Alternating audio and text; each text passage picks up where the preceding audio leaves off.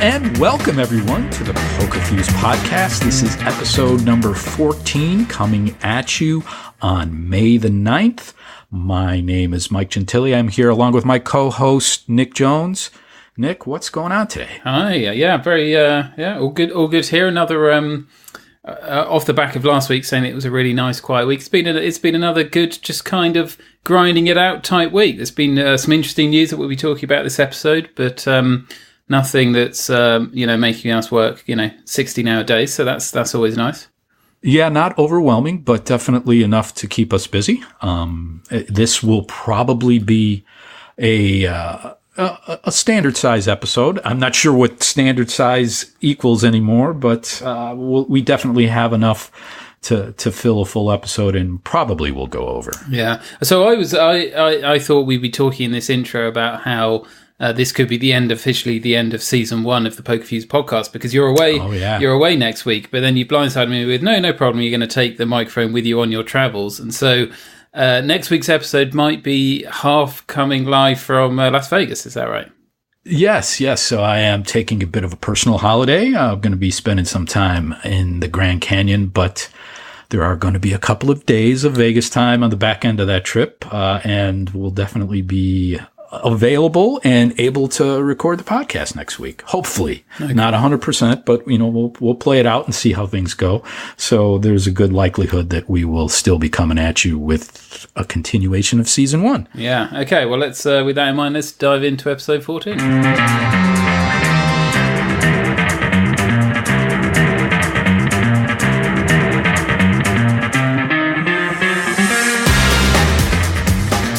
Just last night, word came out that there's a new partnership that will affect online gaming in the U.S. and could affect, or at least have some residual effect on PokerStars. Nick, what can you tell us on that deal? Yeah, so this will be, I'm sure many listeners will have already heard by the time this podcast is produced, that PokerStars has announced a very long-term partnership with Fox Corporation, the company behind Fox News and Fox Sports, to take the Fox brand into regulated US sports betting. Yeah, very, very long term. I believe it's a 25-year deal. Yeah, so there's quite a few interesting strands to talk about here. We'll talk about some of the specifics of the deal, talk about a bit of the history and how kind of this was somewhat expected, but there's some interesting facets of the deal itself, and the implications for online poker or lack thereof, and the implications for the industry as a whole. So the partnership is a 25-year partnership agreement. Fox has the option of, within the first 10 years, of acquiring 50% of the Stars Group's entire US-facing gambling operation. Yeah, that struck me as the most, significant news, I think, coming out of that press release, is giving Fox the option to buy 50% of the Stars Group. That's major. The Stars Group's US-facing operation, so it's not. Right. Yes. Right. Yeah. Yes. So we should probably start with some more of the top-line information. So under the partnership, Fox is purchasing 4.99%, so just under 5%. I doubt that's a coincidence. Shares of the Stars Group, of their entire organization, for $236 million. So that is the price of the shares when they close this deal. They're buying that 5% stake in the business. PokerStars is going to use that money to pay off some of the debt that they've got and for general operating expenses. PokerStars has committed to a minimum advertising spend across Fox's media. That amount is not disclosed, but on the investors call today, the Stars Group says that the minimum is very low and they expect to spend a lot more than that, because the portfolio of product that Fox has for advertising is so large they expect to exceed that. And the pair together will be launching under the Fox brand both free-to-play and, where possible, regulated US sportsbook. Yeah, this seems to be very reminiscent of some of the deals we saw with the DFS companies when they first started making partnerships. And I guess the part that really stuck out at me was that minimum ad buy. And it seems between the Stars Group promising or committing to a minimum amount of dollars they're going to spend on ad buys, and including an affiliate type deal with there. It seems like it could be pretty lucrative for Fox. Yeah, so I actually listened in. It was, again, not coincidentally, Fox Corporation's Investors Day, their first ever Investors Day, which are a big kind of annual presentations for investors. These things go on for like 3 to 5 hours. I managed to get through the first hour and a half of it before calling it a day and us starting to record this podcast. But yeah, in that, they exposed me to the Fox Corporation business, which I'm not familiar with, but they said they're pretty much down the line 50-50 ad sales and affiliate revenue.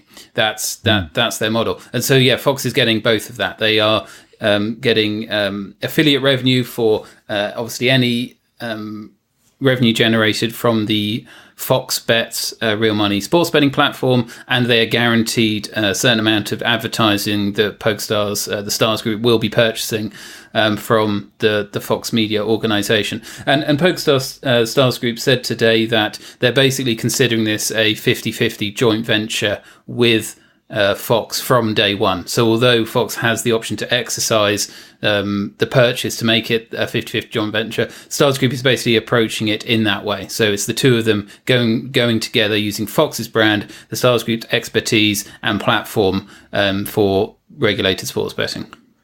So the first question on my mind is, what impact, if any, is this going to have on online poker in the U.S.? Right. So in the US, the initial things that they'll be doing with this branding is PokerStars is currently just live in New Jersey, and they have their BetStars brand in New Jersey. That will change to Fox Bets ahead of the new football season, which is September time. I expect that's going to be a fairly straight swap of the brand from BetStars to Fox Bets, and I think this Fox Bets brand will be used as PokerStars hopes to proliferate their sports betting across the United States where possible. Pennsylvania will obviously be the next one, hopefully, and maybe that will debut as Fox Bets if the timing is right. So ultimately, it's fairly limited because PokerStars penetration is quite light, but it prepares them for. And this, as you say, this is a 25-year partnership. This is a very long-term prospects that the two companies have, that as new states come online, this will be the brand that PokerStars uses for sports betting. Poker is still going to be PokerStars. The PokerStars brand is not going anywhere in any places that PokerStars operates, but sat next to it rather than BetStars will be Fox Bets. That's my understanding of it in the US markets. Yeah, I wonder if we won't see a Fox Poker skin on the PokerStars network eventually. Yeah, that's possible. So from what PokerStars has said before, and the reason why we know so much about this is because they've been talking about this for 6 months, and we'll circle back and touch on that in a second. But from what we understand is that they've got different strategies in different markets, and so in the international segment, and so a lot of our listeners, if you're in the UK, if you're in Canada, if you're in anywhere in your PokerStars is the brand you play on, the sports betting will probably stay BetStars, and the casino will remain PokerStars Casino. However, so they purchased Sky Betting and Gaming a year ago, and that's a big sports book in the UK. It also has a small online poker room. They're planning to use that brand, the Sky Bet brand, in some markets. So they've already gone live in Italy. Sky Bet is the brand, and if you are in the PokerStars client in Italy, along the tabs along the top are Sky Bet by PokerStars. That's what it says. There is no BetStars, it's Sky Bet. Okay. And this is what I expect to see in PokerStars New Jersey. You download the online poker client. Next to PokerStars, the poker client, and PokerStars Casino, there will be Fox Bet powered by PokerStars. Okay. So that answers a lot of my questions, because I was wondering how they would leverage this partnership to get their brand name, PokerStars brand name, out there.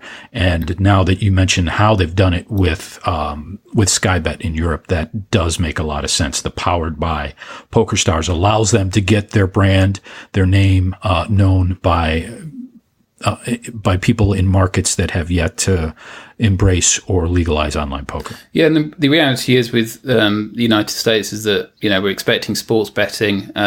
And Mike, you can probably add a bit more colour to this. We're expecting sports betting to proliferate much faster in the United States than online poker. So this flexibility allows, I expect, Fox Bets for real money is going to be active where there is no online poker and there is no online casino. It'll just be sports betting.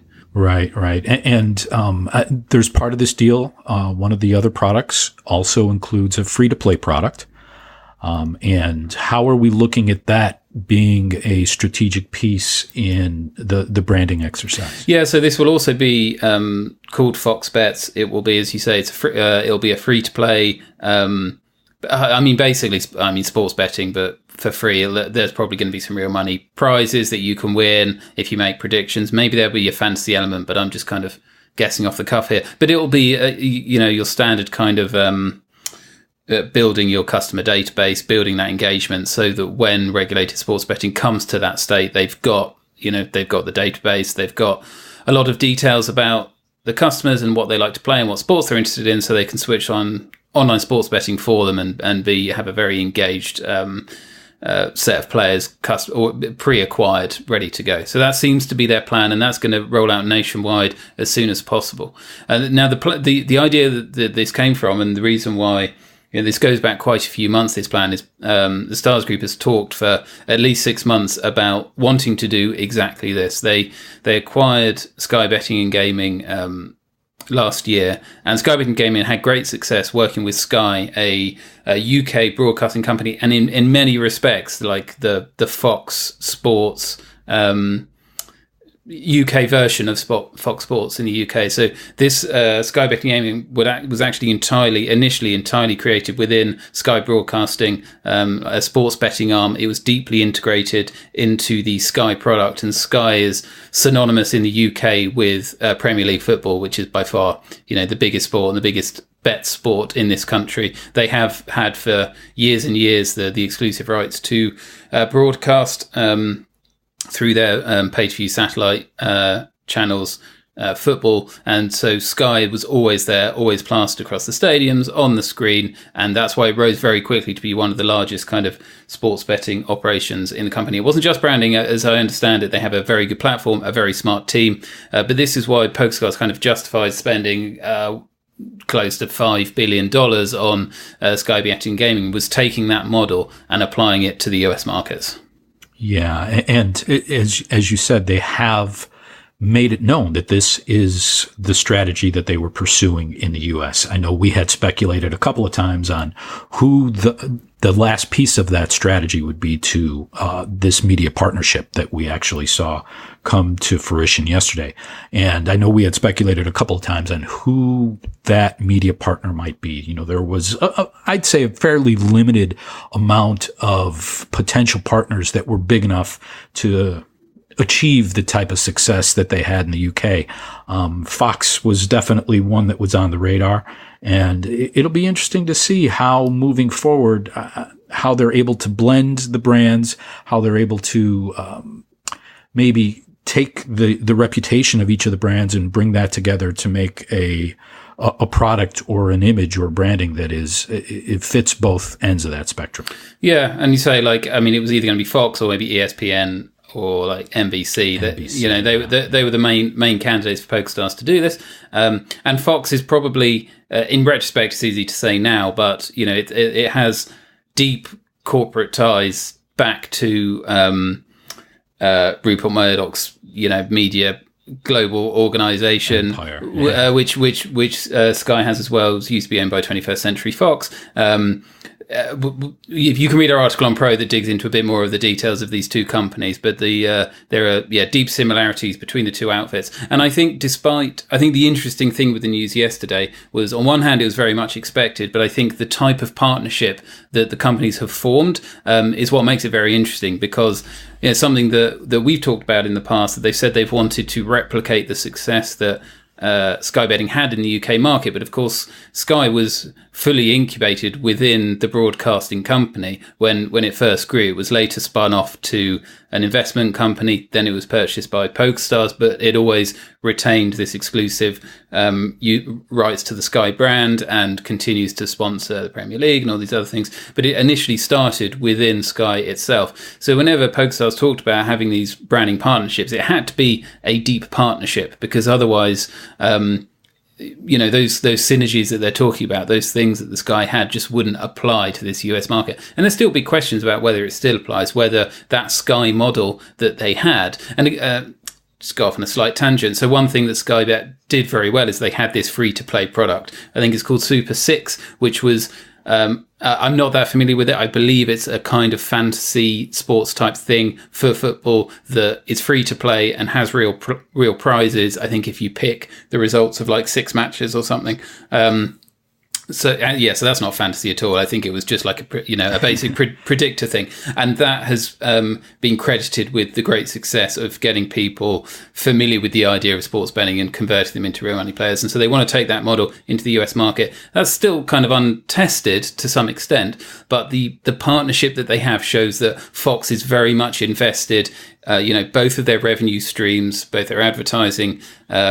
And their affiliate deal is deeply intertwined. They have this option to ultimately, over multiple years, a decade plus, grow this in basically a joint venture with both benefiting. And I think this is why it's been such interesting news over the last 24 hours, and seeing the reactions, both the positive reactions to the share price of the Stars Group and just generally the discussions that have been online about this. Yeah, the free to play product definitely has its potential. It's a bit different here in the U.S. market in such that not all of the states first of all, have legalized sports betting.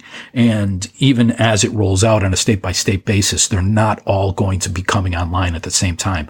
So with that, I think there is the opportunity, probably a bigger opportunity, to get people engaged with the brand and get them at least trying out the free-to-play product in some states where sports betting has yet to proliferate, and then also in the states where it has, as maybe a stepping stone to actual real money gaming. Yeah, and a question I had for you. So for me, from my European perspective, the brand Fox is definitely synonymous with certain. I immediately think of Fox News and the political leanings of the Fox News organization. So it certainly has a particular. I'm not quite sure. Feel for it? A particular feel to it. And I wonder, in your opinion, whether Fox Sports has that, or in the consumer's mind, it's quite separate to the Fox News organization, and whether that is something PokerStars would have considered if they wanted to align themselves with the heavily right-leaning, Trump-supporting Fox brand. Yeah, so Fox is so much bigger of a brand than Fox News alone. So yes, Fox Sports is, especially when it comes to football, is a big name, one of the big broadcasters. They have license with the NFL to broadcast a section of their games. And there's also, Fox is also a name synonymous with films. So it's broader than just the Fox News brand. I'd find it hard to believe that there isn't at least some correlation in people's minds between those brands, whether or not it's going to be something that pushes people away from that particular products. I guess I'd be surprised at this point, but it's definitely an interesting thing to consider, and it's probably something that we may see play out depending on the direction of Fox News in general. There's it's never quite. It's very fluid. Let's say that. Yeah. So that they could very easily change tax or direction depending on what happens politically in this country. Sure. That I think could increase or decrease that relationship.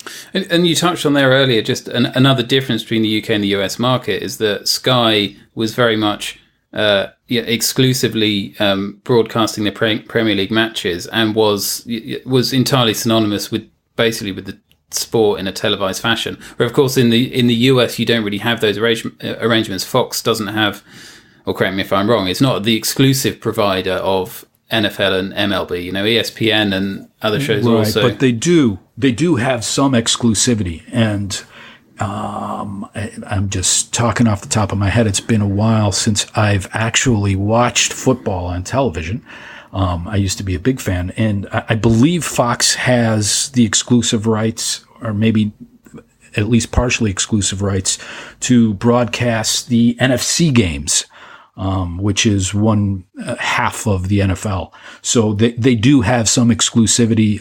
They share with other networks. I believe ESPN has they used to have Thursday games, and I'm a bit off on my broadcast partnerships with the NFL, but Fox definitely does have some exclusivity with regard to the NFL games. Okay, so there you go. So so the next steps we expect to see here is that they want to launch Fox Bets, the brand, both the free play app and the US regulating apps, in time for football. So in the next 4 months' time, they expect that to go live, and then PokerStars will be looking. They have a partnership with El Dorado Resorts, which they hope will unlock access to 11 more states when they, if and when they come online. And they also said today in the investors call that they feel that their partnership with Fox gives them a lot more clout when it comes to forming access partnerships with other states. So that Fox name will help them form even better deals to other states when they need to for other access.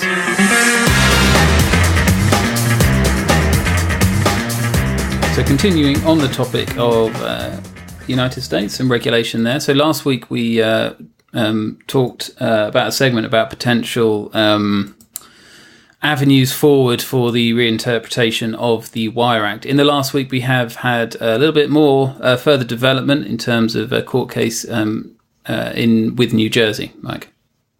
Yeah, so what we've seen is New Jersey actually sue the Department of Justice. And what they're attempting to do is they're trying to get the information that may have led to the decision to reinterpret the Wire Act.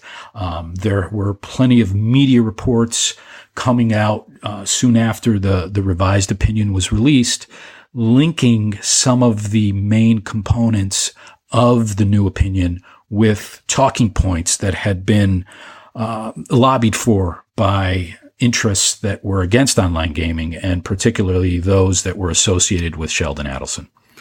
Do we have any idea of the validity of these arguments, and whether, timing-wise, this is cutting it very, very close now for, a saviour decision to come and help online poker? Right. So, it's, from a validity standpoint, there's definitely evidence that suggests that there was some influence there. So, for example, the DOJ has acknowledged that they had in their possession a memo written by or funded by Sheldon Adelson's lobbyists at the time that new decision was created. So it may not be a direct cause and effect relationship, but there is at least enough evidence to suggest, hey, let's take a look at that. But practically speaking, I don't expect anything to come out of this. The DOJ is, so the reason that we are seeing this lawsuit to begin with is the DOJ is basically stonewalling the efforts by New Jersey to get this information. I don't anticipate that is going to change. It's, as you suggested, or as you mentioned, the deadline is quickly approaching. And what we're going to find out is that these court cases take a long time to wind through the process. So I don't anticipate anything to really come of this. It seems to be more show than anything else, and just getting it on the record.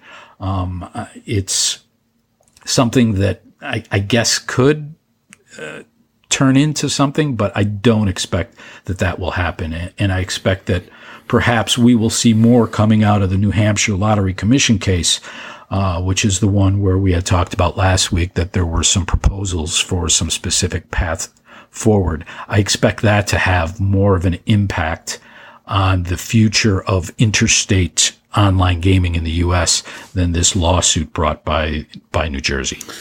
Okay, so this is something that we will keep tabs on and keep our listeners up to date with.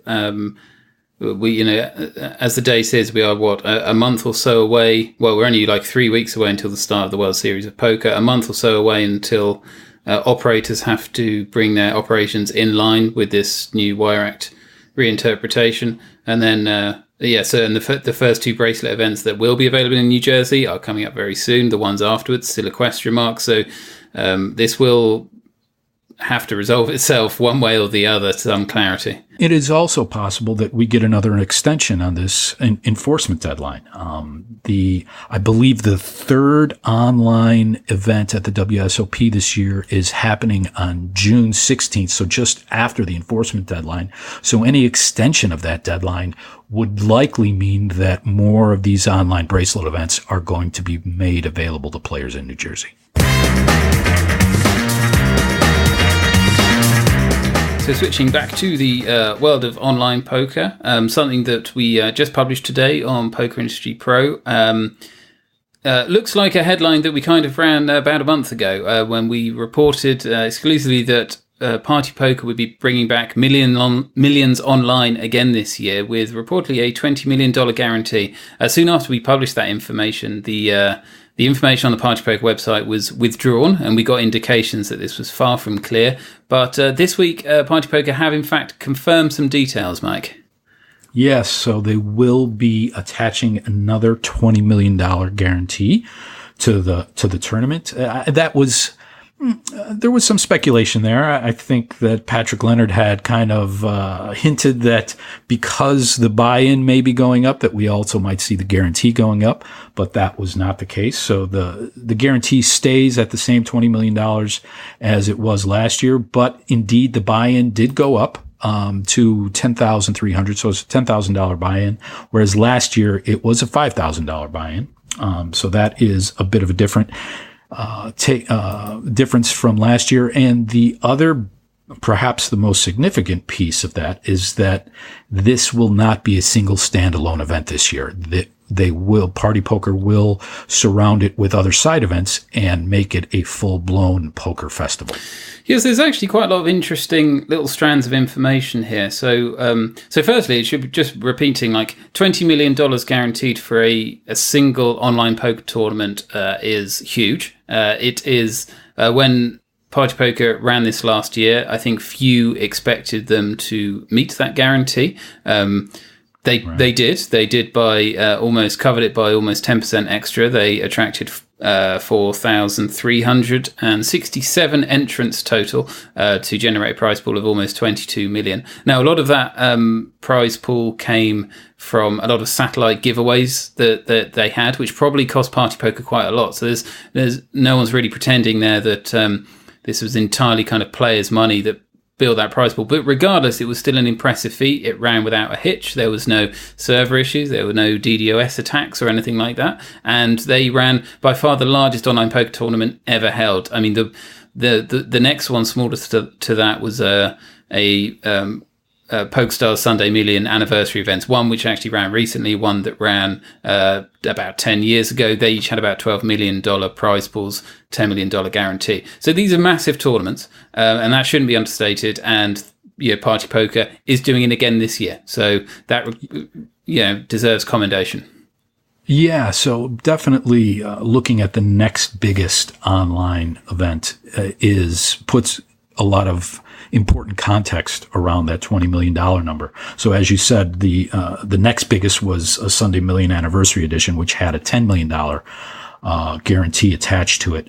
I think looking at that, there's other important aspects or differences between these two tournaments that are interesting to note, and that the buy-in, for example, where last year the $20 million guarantee had a $5,300 buy-in, that $10 million guarantee for the Sunday Million Anniversary Edition was a $215 buy-in. Oh, sure. So very different kind of tournaments. And in fact, probably the better comparison is the fourth largest online poker tournament ever held, as we understand it, is the W Coop main event, which has a $5,000 buy-in, so similar to last year's, and that had a $10 million guarantee and covered by 20%. So you're absolutely right, they're very different. And so this year, it's a $10,000 guarantee. So obviously that costs a lot more to enter, but they need half the players to fill it. So, depending on your kind of perspective and what type of player base they've got, you could argue that it's much easier to fill.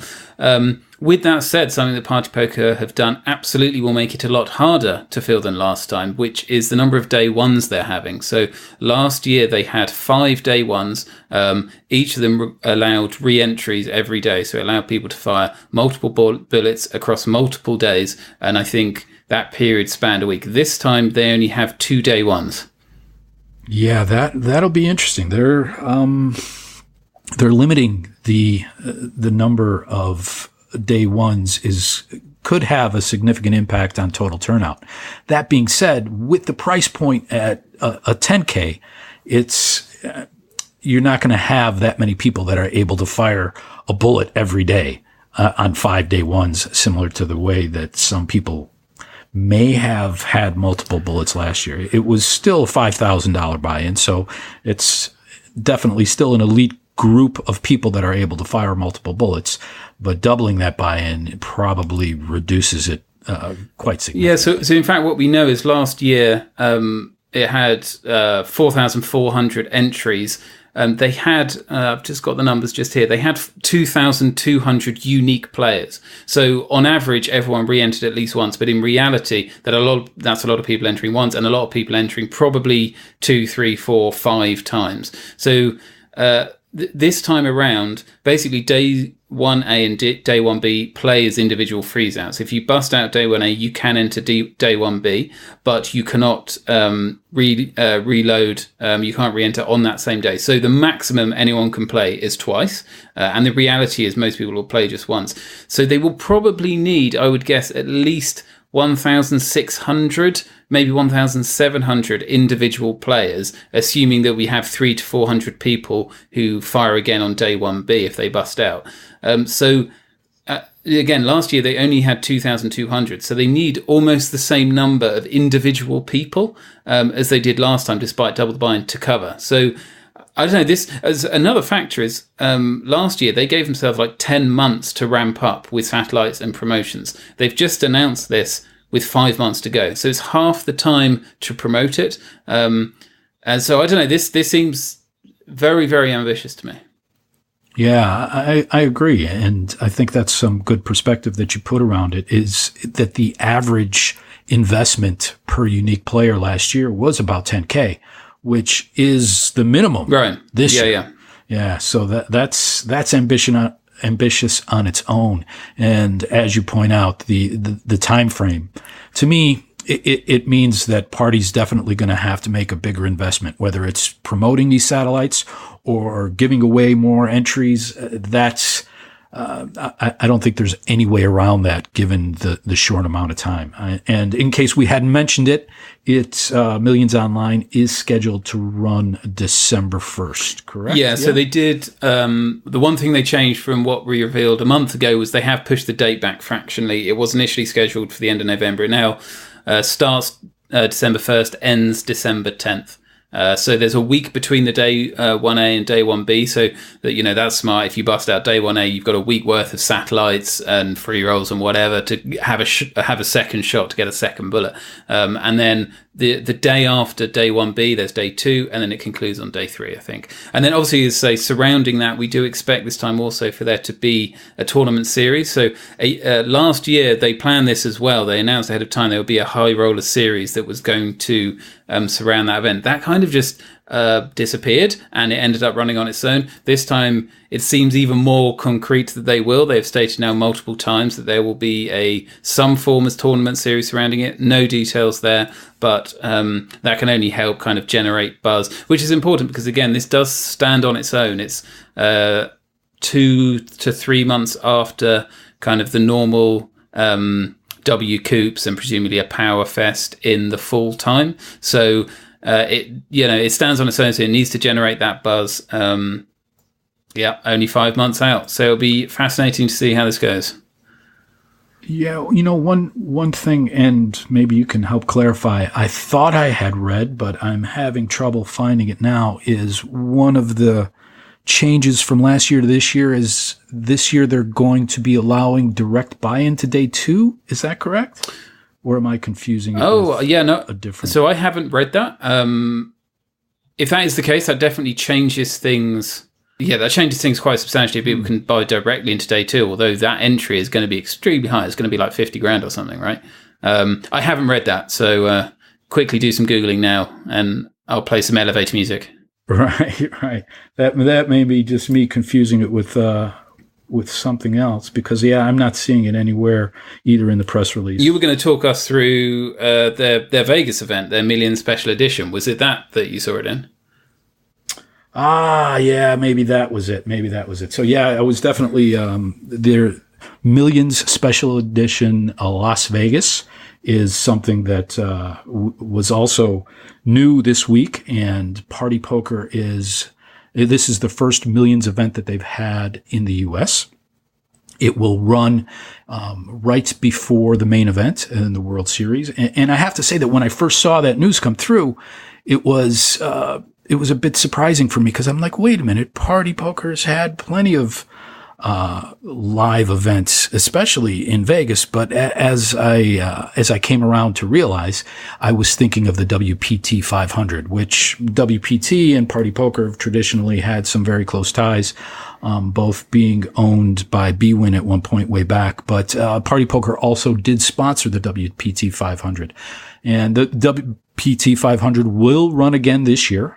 It will run right prior to the Party Poker Millions Las Vegas event, which again is just preceding the start of the main event in Las Vegas. Yeah, so in Party Poker on their Millions tour, they have a North America stop. They always have done. I think this year they have 4 or 5, one online, which we just talked about, one in Europe, and now I can't remember where the other ones are. So they have one in South America, and they have one in North America, but it's always in Canada, right? It's always in the Playground Poker Club. This does. I mean, so there's a few things that surprised me. They literally just announced this today. It's happening in like a month and a half's time, so really late notice, in my mind. But I suppose that's not a big deal, because it's a $10,000 buy-in event. Am I right? Which is what the standard for their Millions now. Right. It's a $10,300 buy-in event. And yes, I am seeing that here. This is the direct buy-in to day two that I was referencing. So it's not for online. It is for the Las Vegas event.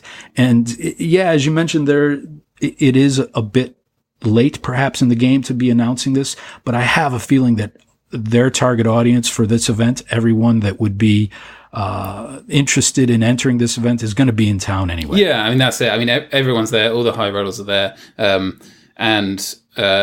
mean, then I'm just thinking like, well, why is it the first time they do it? Why isn't this more common?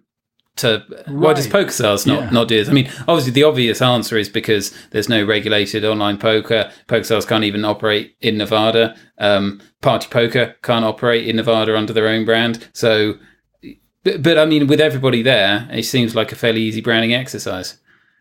Right. And so I was thinking about that as I saw this news come across as well. And I haven't really had time to dig into it.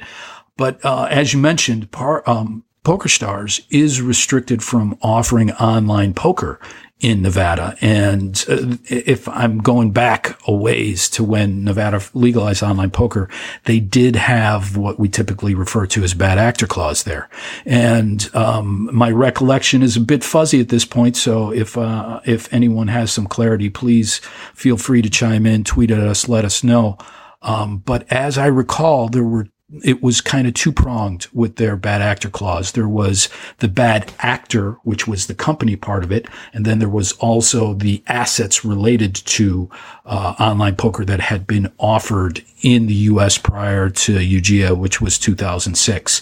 And if I recall correctly, the bad actor clause that talked about the company part had a specific time period for which they would be locked out. But the asset clause, I believe, was unlimited. So how that plays into PokerStars actually running a live event in Nevada, I'm not sure, because technically there would be no assets that were used in offering online poker wagers prior to 2006. But there may be other complications that I'm just not aware of, or I could be, misremembering a lot of these details as well. But yeah, as you point out, I'm surprised that we're not seeing more branding type live events happening in Las Vegas around the World Series of Poker from some of the other operators. It surprises me that they've never done this before, even dating back, because there used to be Party Poker, PokerStars branding, prior to Black Friday. PokerStars would be branded all over the place, wouldn't they? In Las Vegas during the World Series of Poker, and constant patch players and player parties and that kind of thing. Back in the day, it was quite the party out there for the online poker brands. But that, I believe, around after the passage of UGIA, really kind of was pulled back a bit, and it's unclear to me. Even operators that are perhaps not the biggest names, I think there's opportunities to run co-branded, lower stake buy-in events or series in Las Vegas during the World Series as well, if indeed those operators have plans to expand into the U.S. market for online poker. Yeah. So that is, was it the area that's being held at? Right, yeah. So that is at the Aria, and the other thing with regard to the shortness of the notice here is that Aria runs their own high roller series that goes on during the World Series of Poker. So they've got their hands full. Yeah, and that's really popular as well, isn't it? Right. So that also lends itself to not having to have a huge runway to get this promoted out there, because like we mentioned before, the players that they're targeting for this event will be in town. They'll be playing the Aria high roller events. They'll be playing the main event. And it's definitely going to be a pretty packed schedule in Las Vegas this summer.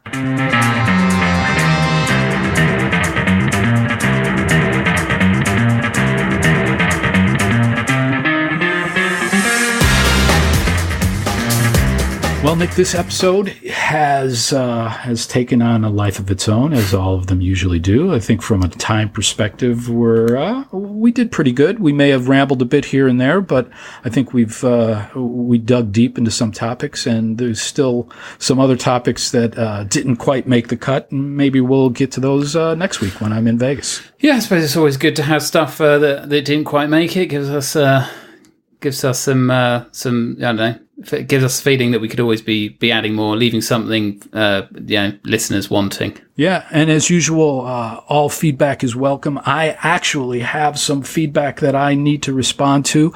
I want to apologize to Michael Josem. He had sent me a direct message via Twitter regarding our previous broadcast, maybe not even the last one, maybe it was the one prior to that, and that went unnoticed by me for a while, so I definitely want to get back to you, sir. And anyone else that has any feedback, please feel free to tweet at us. I'm at SpookyBugs, and Nick, you are? I am at PokerProJones. Yes, so please provide any feedback, positive and negative, are always welcome. And until next